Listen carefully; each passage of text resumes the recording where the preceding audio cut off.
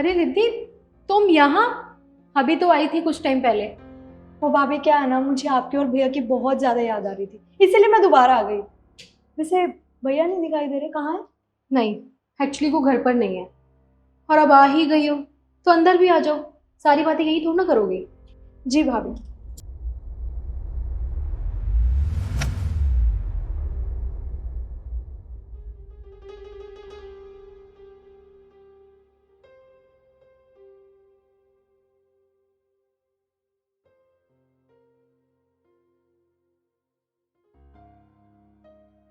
और बताओ, कैसी हो तुम? वैसे ठीक ही होगी क्योंकि अभी थोड़े दिन पहले ही गई थी। फिर भी बता दो। भाभी मैं तो बहुत अच्छी हूँ, आप बताइए क्या चल रहा है घर में? अभी तक तो मैं भी बहुत अच्छी थी। वैसे रिद्धि, कितने दिन के लिए आई हो तुम? भाभी 15-20 दिन में यही रहूंगी। और अगर इन्होंने फोन कर लिया तो शायद हो सकता है पहले भी चली जाए। क्या 15-20 दिन? मेरा मतलब है, अच्छी बात है। वैसे एक प्रॉब्लम थी। प्रॉब्लम? कैसे प्रॉब्लम? एक्चुअली क्या है ना, जो तुम्हारा रूम था ना, उसमें तो मैंने स्टोर रूम का सामान शिफ्ट कर दिया। तो तुम कैसे मैनेज करोगी इतने दिन? अच्छा, कोई बात नहीं भाभी, मुझे कोई प्रॉब्लम नहीं है, मैं आपके कमरे में एडजस्ट कर लूंगी। हमारे रूम में एडजस्ट कर लोगे? वैसे भाभी भैया आएंगे कब तक?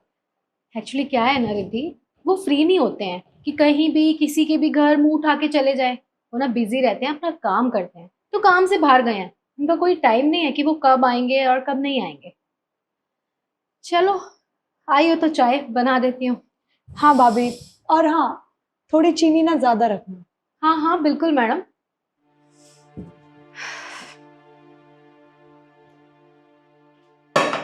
मैडम जी चाय बनाओ। हाँ जी मम्मी। क्या करूंगी, मैडम आई है उसके लिए चाय बना रही हूँ। अरे रिद्धि, आपको पता है, मुझे कहते भाभी चाय में ना थोड़ी चीनी ज्यादा रखना, जैसे इसकी नौकरानी हूं मैं। अरे मम्मी गुस्सा आता है यार। अब खुद बताओ, अभी थोड़े दिन पहले ही आई थी, फिर से आ गई है मुंह उठा के। मुझे तो समझ ही नहीं आता कि इसे शर्म वरम नहीं आती क्या, जो हर आए दिन अपने भाई के घर मुंह उठा के चली जाती है। अरे, आप मुझे ही देख लो, मैं आई हूँ कभी?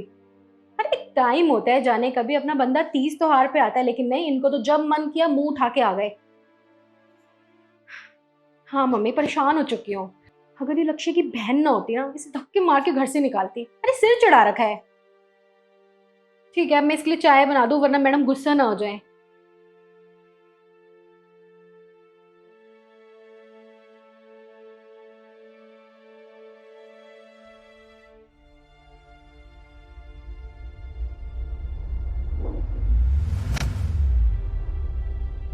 रिद्धि, बहन, तू यहाँ? और ये बैग लेके कहाँ जा रही है? तो भैया मैं भाभी से कुछ बात करने आई थी, कर लिया, मैं जा रही हूँ। घर जा रही है? अरे, तू अपनी भाभी से तो मिल ली, मेरे से तो मिली नहीं, बिना मिले ही घर जा रही है। भैया 1 घंटे से ना मैं आप ही का वेट कर रही हूँ, और आप ही ऑफिस से लेट आए हो। अरे तो यार, ऑफिस में बहुत काम था। चल आप बैठ के बात करते हैं। भैया कोई बात नहीं, बहुत ज़्यादा लेट हो गया है, फिर रात हो जाएगी और घर वाले गुस्सा करेंगे, मैं निकलती हूँ। हाँ। रिद्धि, क्या बात है? कोई परेशानी है? नहीं भैया, कोई परेशानी नहीं है। मैंने बोला ना, मैं बस भाभी से मिलने आई थी, और इसमें तो कुछ कपड़े थे भाभी के, वो वापस करने आई थी, कर दिया, मैं घर जा रही हूँ। ठीक है भैया।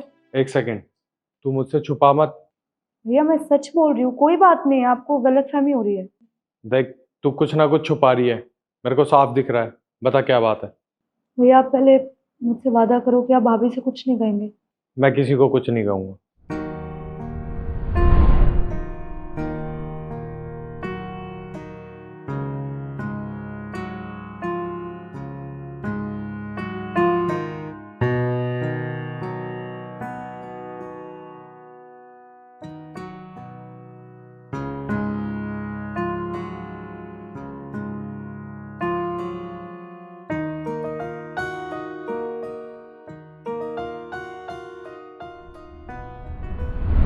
इसीलिए बस भैया, जब भाभी को मेरा यहाँ आना पसंद ही नहीं है, मैं यहाँ पे क्यों रुकूं? वो कहते हैं ना भैया, जहाँ पर कदर नहीं होती वहाँ नहीं जाना चाहिए। बस इसीलिए मेरा मन नहीं है यहाँ पे रुकने का। एक मिनट, ईशु ने तेरे साथ ये सब किया? इसे तो मैं बताता हूँ। ईशु, ईशु बाहर आ।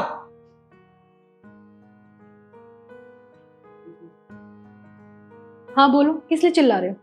तू एक बात बता, तेरी इतनी हिम्मत कैसे हो गई? तू मेरी बहन के बारे में ऐसे बोल रही है? हाँ तो ऐसा भी क्या गलत कह दिया मैंने तुम्हारी बहन के बारे में जो तुम्हें इतना गुस्सा आ रहा है? और ये गुस्सा मुझ पे करने से अच्छा ना अपनी बहन को समझाओ। हर आए दिन मुंह उठा के आ जाती है। इसका खुद का परिवार नहीं है क्या? अरे अपना परिवार का ख्याल रखे, अपने पति का ख्याल रखे। पर नहीं, इसे तो यहाँ पे मेरे सिर पे आके बैठना होता है।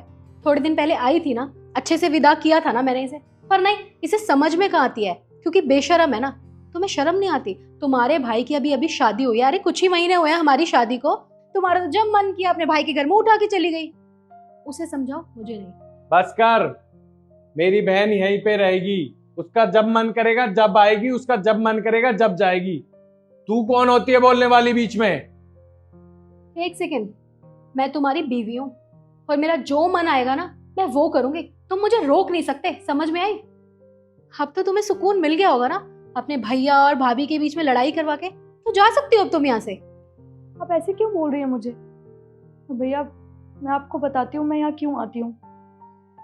भैया जब से आपने मेरी शादी की है तब से 1 साल तक तो सब कुछ ठीक चला।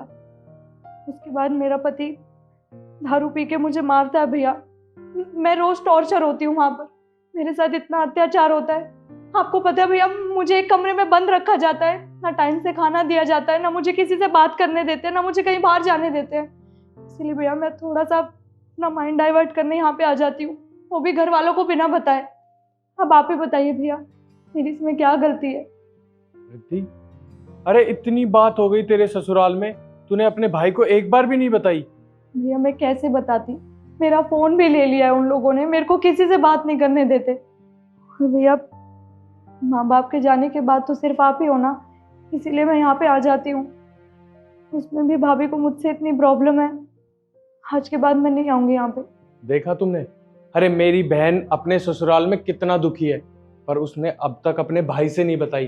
पता है क्यों? क्योंकि उसका भाई परेशान ना हो जाए। और तू मेरी बहन को इतना सुनाती है, इतने ताने देती है। अरे तूने उसे घर से जाने से भी मजबूर कर दिया। अब तू खड़ी क्या है? मेरी बहन से माफी मांग। रिद्धि, प्लीज मुझे माफ कर दो। मुझे नहीं पता था कि तुम्हारे साथ इतना सब कुछ हो गया।